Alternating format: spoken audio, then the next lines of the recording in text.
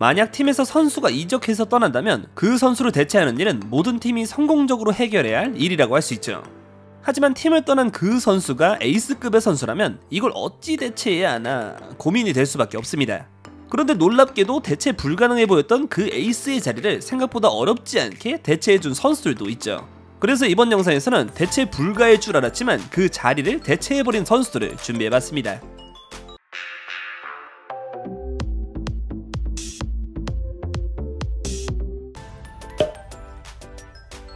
알렉스 퍼거슨 감독이 이끄는 맨체스터 유나이티드는 98-99 시즌 프리미어리그 팀 최초로 트래블이라는 대업을 달성, 맨유의 새로운 역사를 썼다고 할 수 있는데, 맨유의 트래블 멤버 중에는 그 1998년에 합류해서 합류하자마자 맨유의 트래블을 함께했던, 중앙 수비를 든든하게 지켜줬던 야프 스탐이 있었죠.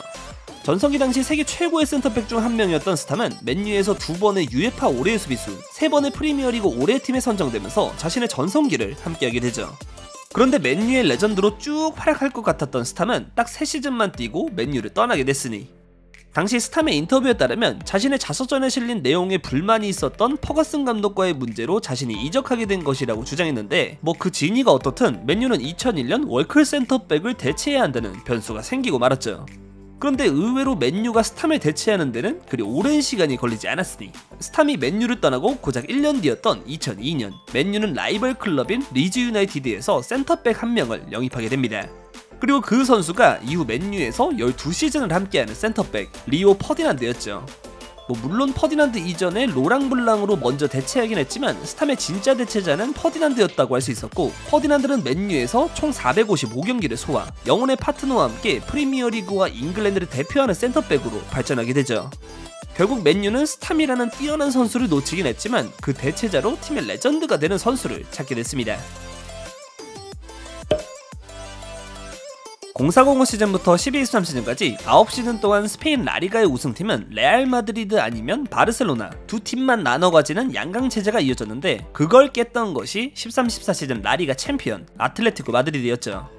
팀을 잘 정비시켰던 시미오네 감독의 역할이 중요했지만, 그 아틀레티코 마드리드의 핵심 중에는 2011년부터 2014년까지 3시즌 동안 골문을 지켜줬던 티보 쿠르투아의 존재도 컸다고 할 수 있습니다. 쿠르투아는 2011년 19살의 어린 선수였지만 그 나이가 맞나 생각이 드는 슈퍼 세이브들을 보여줬고, 아틀레티코에서 총 3시즌 154경기를 뛰면서 클린시트, 무실점 경기가 76번, 뛴 경기 절반은 무실점 경기를 보여주면서 라리가 최고의 골키퍼에게 수여하는 사모라상을 아틀레티코에서 2번, 우승컵과는 그리 친하지 않았던 아틀레티코 마드리드에서 4개의 트로피까지 함께하게 됩니다. 하지만 문제는 이 쿠르투아는 아틀레티코에 영입된 것이 아닌 3시즌이나 임대를 왔었던 점. 결국 2014년 쿠르투아는 원소속팀인 첼시로 임대 복귀하게 됐고, 아틀레티코는 그 자리를 대체해줄 선수를 구해야만 했습니다. 그리고 그 대체자로 영입된 선수가 2014년부터 지금까지 10년이 넘도록 아틀레티코에서 뛰고 있는 얀 오블락이었죠. 물론 이적 첫 시즌이었던 14-15 시즌은 오블락보다 모약 골키퍼가 더 활용되긴 했지만, 그 다음 15-16 시즌부터 오블락은 그야말로 난공불락의 모습을 보여주기 시작했고, 아틀레티코는 10년 동안 골키퍼 자리에서는 그리 많은 걱정을 하지 않을 수 있었습니다. 오히려 이제는 오블락이 대체자를 구해야 할 걱정에 빠졌다고 할 수 있겠죠. 추가로 이것도 선정할 수는 있었는데, 아틀레티코를 떠나 원소속팀인 첼시로 복귀했던 쿠르투아는 첼시에서 대체할 수 있을까 고민이었던 페트르 체흐를 완벽하게 대체하게 되죠. 구단에서 그 선수를 위해 동상을 세웠다? 그렇다는 건 그 선수가 팀에 엄청난 헌신을 했다는 것을 알 수 있는데, 2008년 맨체스터 시티에 합류해서 2019년까지 맨시티에서 11시즌을 보내면서 시티 레전드로 활약했던 수비수가 있죠. 바로 현 바이에른 뮌헨의 감독 뱅상 콤파니. 압도적인 피지컬을 기반으로 그 거친 프리미어리그에서도 상대 공격수를 박살내줄 수 있었던 선수. 물론 커리어 동안 너무 많았던 부상으로 고생을 했던 선수기도 하지만, 콤파니는 만수르 구단주 아래에서 시티가 새로운 전성기를 시작하는데 초석을 다진 선수 중 한 명이었죠. 그렇기 때문에 이 콤파니가 2019년을 끝으로 시티를 떠났을 때 그 공백을 과연 메울 수 있을지가 의문이었을 텐데, 시티가 그 대체자를 구하는 데는 그리 오랜 시간이 필요하지 않았습니다. 바로 2020년 시티에 합류했던 센터백 후뱅 디아스의 등장 덕분이었습니다. 디아스는 콤파니와 유사하게 강력한 피지컬을 기반으로 상대 공격수를 압도해줄 수 있는 선수였고, 합류 당시 23살의 어린 선수였지만 디아스는 합류하자마자 시티 수비진의 중심으로 자리 잡게 됩니다. 20-21 시즌 프리미어리그 데뷔 시즌부터 프리미어리그 올해의 선수, 맨시티 올해의 선수 등 각종 개인상을 휩쓸 정도로 맹활약을 보여주면서 디아스는 콤파니의 공백을 빠르게 해결해줬다는 평가를 받을 수 있게 됐죠. 거기에 그 활약을 지금까지도 꾸준하게 보여주고 있는 상황이기 때문에 콤파니만큼 긴 시간 시티에서 함께한다면 콤파니 옆에 디아스 동상도 하나 준비해야 될지도 모르겠네요. 스페인의 거함 레알 마드리드. 워낙 최고의 선수들을 영입하는 구단이다 보니 레알 마드리드에서 오랜 기간 주전으로 뛰는 일은 어려운 일이라고 할 수 있죠.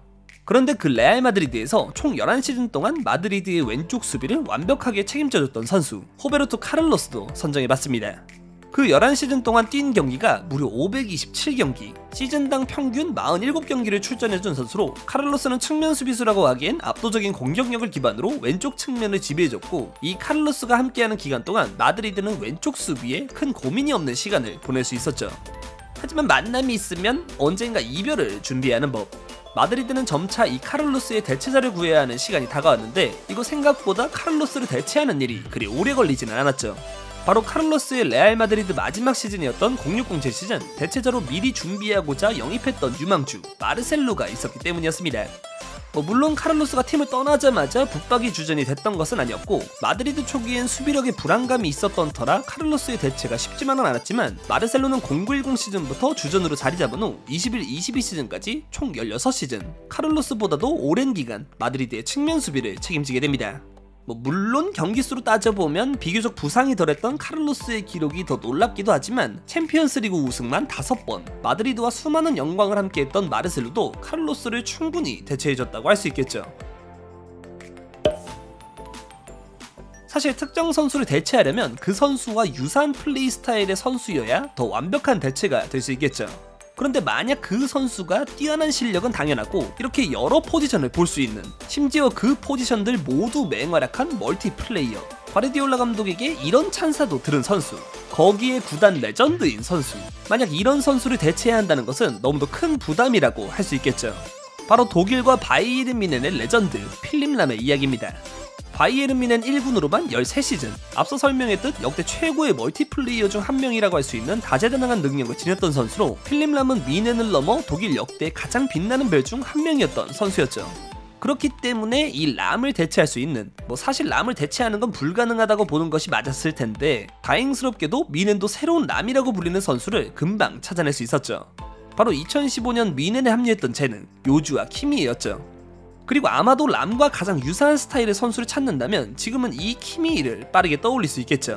키미히가 뮌헨에 합류했을 당시에는 람도 현역이었기 때문에 키미히는 센터백, 수비형 미드필더 자리에서 뮌헨 커리어를 시작, 후에 람이 은퇴한 후부터 우측에서 자리를 잡으면서 람과 유사하게 멀티성을 제대로 보여주게 되죠. 거기에 뛰어난 축구 지능 역시 이 키미히의 장점으로 꼽히기 때문에 뮌헨은 필립 람의 대체자를 그리 어렵지 않게 구할 수 있었습니다. 물론 지금까지 커리어를 본다면 람이 훨씬 더 위대한 선수라고 생각됐지만, 람과 키미히 이렇게 유사한 느낌을 주는 대체자를 찾았던 것도 대단하긴 하네요.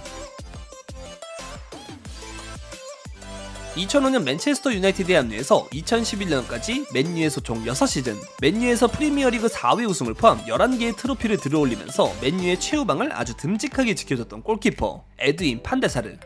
0809 시즌 프리미어리그 골든글러브 수상자이자 맨유의 레전드기도 한 이 판데사르는 2005년 35살의 다소 늦은 나이에 맨유에 합류했었지만, 뛰어난 안정감과 세이브 능력을 통해 맨유의 골문을 아주 듬직하게 지켜준 선수였죠.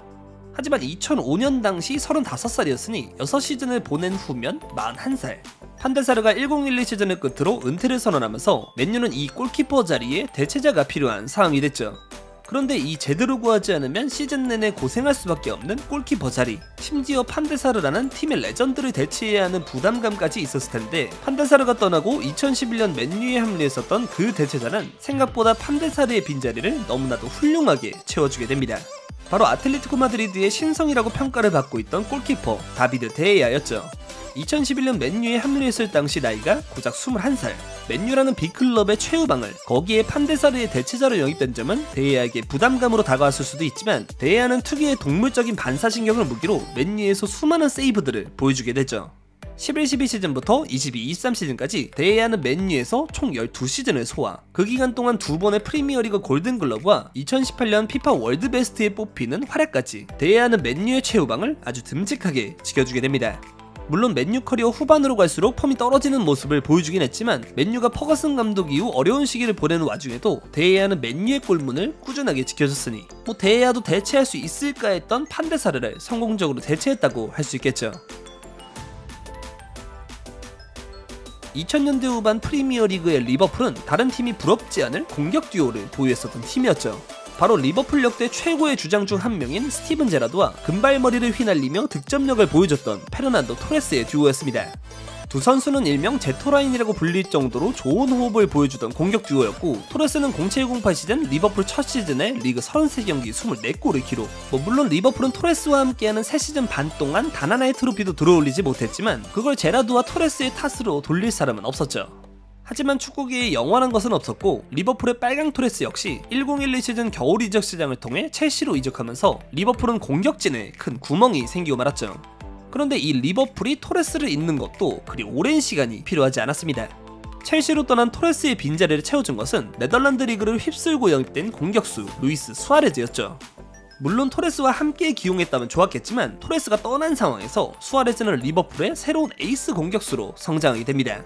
토레스는 리버풀에서 3시즌 반 동안 142경기 81골로 파괴력을 보여줬는데, 수아레즈도 똑같이 리버풀에서 3시즌 반 동안 133경기 82골, 오히려 토레스보다도 많은 득점을 리버풀을 위해 만들어줬죠.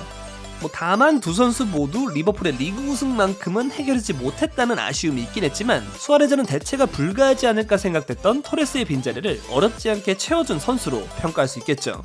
그런데 정작 토레스를 첼시의 판돈으로 영입한 더 기대를 받던 토레스의 대체자는 역대급으로 망하고 말았죠. 한 구단의 역사를 새롭게 쓴 선수를 대체하는 일이란 더 어려울 수밖에 없겠죠. 2021년 맨체스터 시티는 구단 역사상 가장 많은 득점을 만들어낸 구단 역대 최다 득점자인 세르히오 아구에로를 바르셀로나로 떠나보내게 됩니다.